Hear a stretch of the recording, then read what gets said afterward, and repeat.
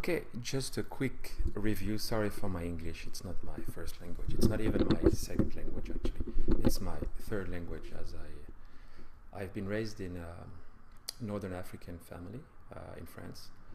So I've been speaking Arabic was my first language. I mean, Northern African Arabic. Sometimes I talk with people that are from Egypt or other countries, and they have a better understanding of Arabic. We're like just the Quebecers of the Arabic world. So our Arabic is very old and very broken in some ways. So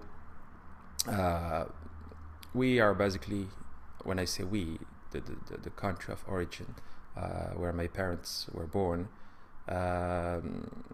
we are called, because we're from Morocco, and it's called Maghreb, which means where the sun sets. And it's also another definition for the West. We're the West of, we used to be the West, so we used to be like the different breed. So that's why it has like a signification in terms of symbolic and linguistic. So I'm not gonna go too much on that, but it's important always to tell people where you're talking from so they can understand you and there is no misunderstanding. Regarding, so I've been raised in France like a normal kid, always try to help. Was not necessarily the best in discipline, okay, but not the worst. I was just sometimes making jokes and making people, because I felt, and from a young age, that will be some kind of acceptance in a group. But I realized later, and it took me a lot of years and to understand that it's not about that. It's more about being accepted is loving yourself, but not being in love with yourself. So that's a slight difference that can make a huge difference. And someone was talking in a video, I think it's a lady, about the lack of words is the beginning of the troubles. And a teacher told me that with a laugh when I was in high school, finishing high school. And the teacher was very nice to me. I mean, like, he was very kind and he helped me a lot. And he always covered for me, even if I was late at school, because, you know, when you start struggling with this kind of abuse for early age, you start having like this behaviors where you start being late, you start being foggy, like, but not foggy in terms of you don't know what you're doing, but it's more like you always daydream in a sort of time. Like, we have an expression in France that says, we are on the moon, basically our children of the moon. In Spanish there is a beautiful song called Hijo de la Luna, and it's basically the same idea. So after a long period of time, that's good, because you develop some kind of skills that help you cope with this abuse. So just to go further in the story, I don't want to take too much time, but I decided really early in my life that I wanted to go in Canada or the United States. I was not sure. It was around when I was 17 or 18, and that's when a lot of narcissists pop up in my life. I was playing in a band, was doing music. I started having a little bit of recognition, and I even had almost a contract signed with Sony at this time, Sony EMI, and I recorded 2 songs that were never released, because I took with me some narcissists inside the studio, and they wanted to sing, or they wanted to not to sing, but they wanted to be there and to make sure that I was not singing with a woman that is like, according to them, because me, I was not in that mindset, okay, that was beautiful or not beautiful, because they have this idea that they always judge people regarding, are they the best, or am I the best? Me, I don't care. I have to sing that song. I need a chorus. For the chorus, there is this girl. She has been paid. It was expensive, and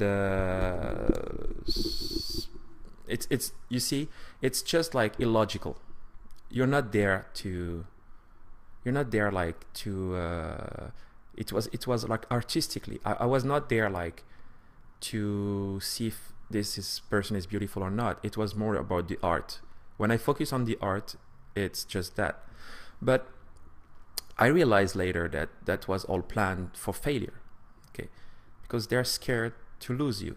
But let's say the narcissists start popping up in my life. So I've been dealing with some of them, and some for 20 years now. So I was, basically I'm 38, I was 18 and something, almost 19 when I met like someone.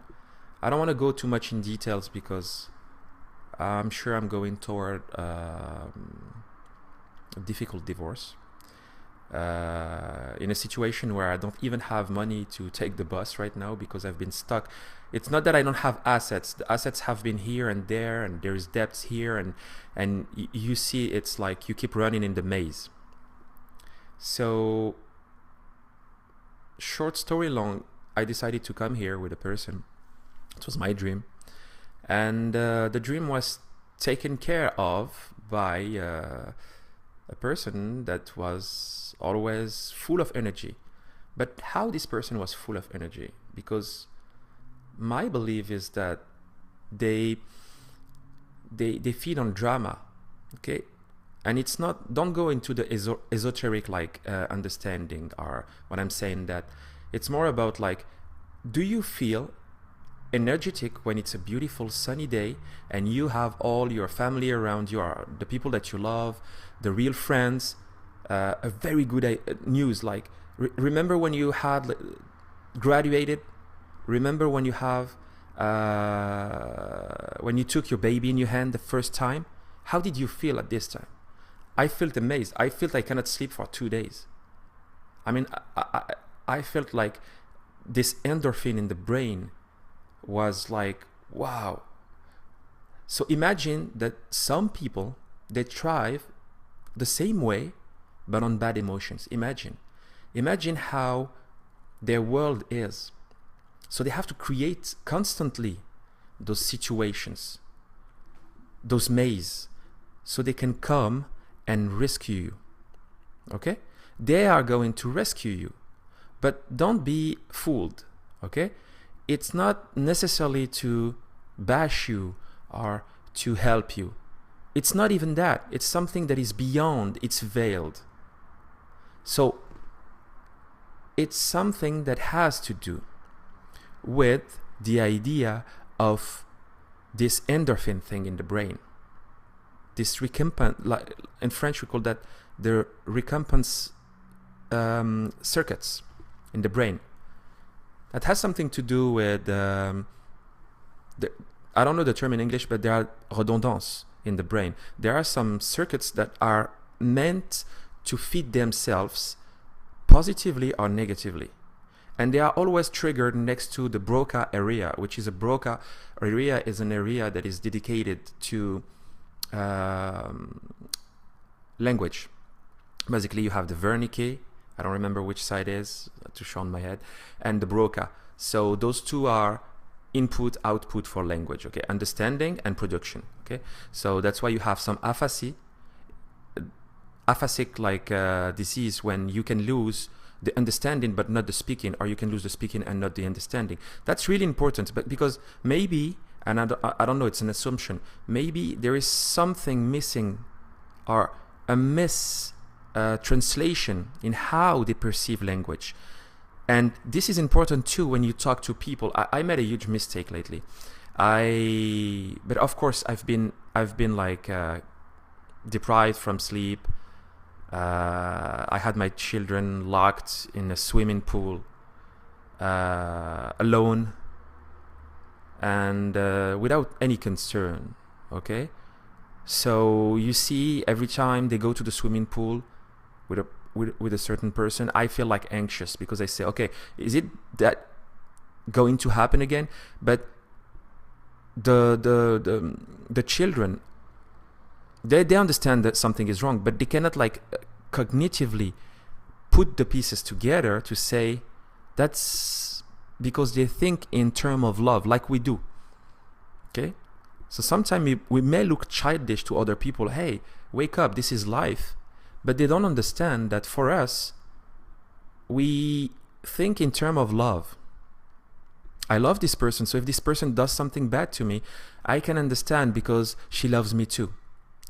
A lot of people, not necessarily narcissists, will think, hey, when you grow up, you have to come to the self-realization that this world is not perfect, so you have to protect yourself. But you can love people and have interaction with them, but when they cross the line, you stop them. We can't do that. Why? It's a problem of boundaries. We haven't been given positive boundaries. What is positive boundaries? I define positive boundaries as a term that is how to push back when people do bad things to you. Okay? And negative boundaries are something that has to deal with narcissists. Narcissists, they will go and invade you because they have very strong positive boundaries. So they push inside your negative boundaries, so they don't know how to stop when they start being into the intimate place, or the place where they can destroy a system, destroy a school, destroy a church, destroy a mosque, destroy everything. And that's why when people come to me, and from a young age I was scapegoated. This is one of the first things I was scapegoated for.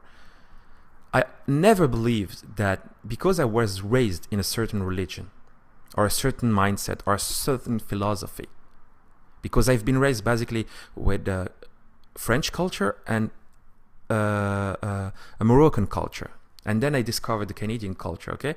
But the two cultures together made me think like there is good in each of the two cultures. So I came to this position when there was like a debate or something. I will not say, hey, I think we're the best or we're not the best. For me, and I'm going to be really sure about this, if there is one message that you can maybe have from me today, is the narcissists come to divide.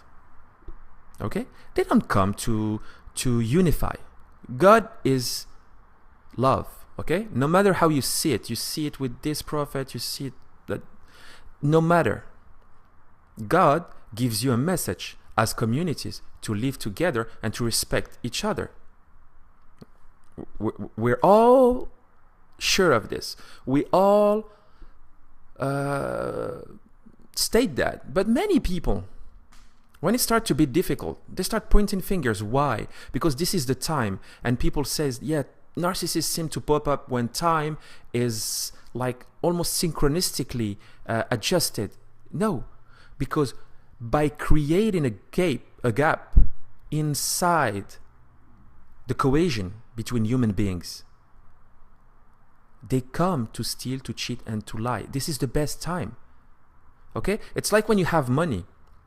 When you have money, you have a lot of friends. How is it that when you don't have money, your phone doesn't ring anymore? Because you're not a magnet anymore, a positive magnet, to attract them for the self-ego. And in the same time, remember, when you are a negative magnet, you will attract them too. And it's the negative boundary, and they come with their positive boundaries to push you. And positive is not term of the good, like it's positive, it's good. No. Positive, it's like, imagine a force pushing. So they come and they push. So let's say there is a divide in a community. They come and they say, okay, in their mind, this is how I saw they were working from a young age. They will come and say, what is the common denominator in this situation? Oh, this guy is white, this guy is black. So you know what? What is the majority? Oh, they are white. So, or they are black. So he's going to say, okay, I'm going to play the race card. I'm going to play the gender card. I'm going to play the race card. Okay? And currently, my situation, I saw the flag thing. And I had the flag thing in France with the French flag. Now it's more the Canadian flag and having a lot of things with flags. When this happened, it's usually that I'm going to be treated as I'm anti-government or something. Okay? So I recorded videos a long time, and I stated that long time before. I said, oh, I see it coming. Sometimes it's more like using religion, going to people that share some beliefs that I can share and say, oh, look, he's different on that, on that, on that, because I'm a spiritual person. I never accepted to say, those people are evil, I'm good, because I've been raised like this or like that. I can't do that because it's not part of my identity. I have